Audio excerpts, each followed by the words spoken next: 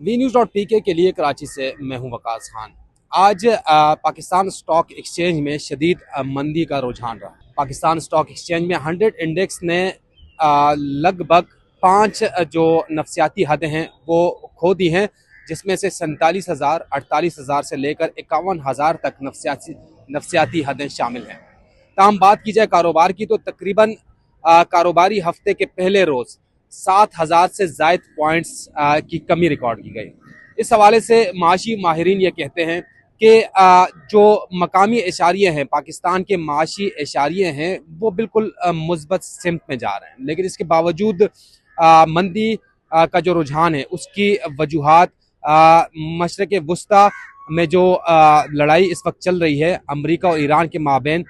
उससे तेल की कीमतों में इजाफे के बायस ये असरात पाकिस्तान स्टॉक एक्सचेंज के साथ साथ चीन, जापान और पड़ोसी मुल्क भारत पर भी पड़े हैं। तो हम इससे छुटकारा नहीं है। माहिरीन का ये कहना है कि तेल की कीमत अगर ऊपर जाएगी और इसको पाने के लिए मुश्किलात का सामना करना पड़ेगा तो ये मकामी मसला नहीं बनेगा, बल्कि ये बैनुल अक़वामी सतह पर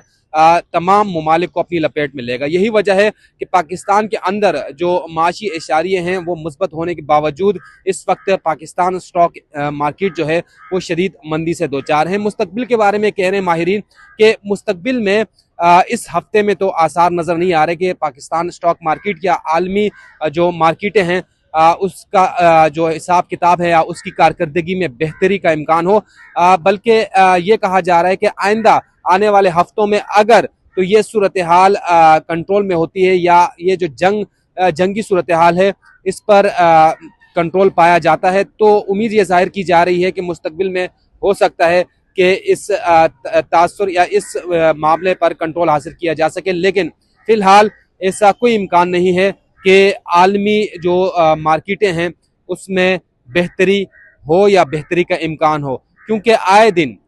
तेल की कीमतों में इजाफा हो रहा है और इसी वजह से सरमायाकार जो हैं वो अभी जो सरमाया करना चाह रहे थे उन्होंने अपना सरमाया रोक दिया है और वो मुस्तकबिल की तरफ देख रहे हैं कि मुस्तकबिल में ये जंग जो है ये किस रुख पर जाती है, उसी हिसाब से आइंदा आने वाले दिनों में सरमाया की तरफ सोचा जाएगा।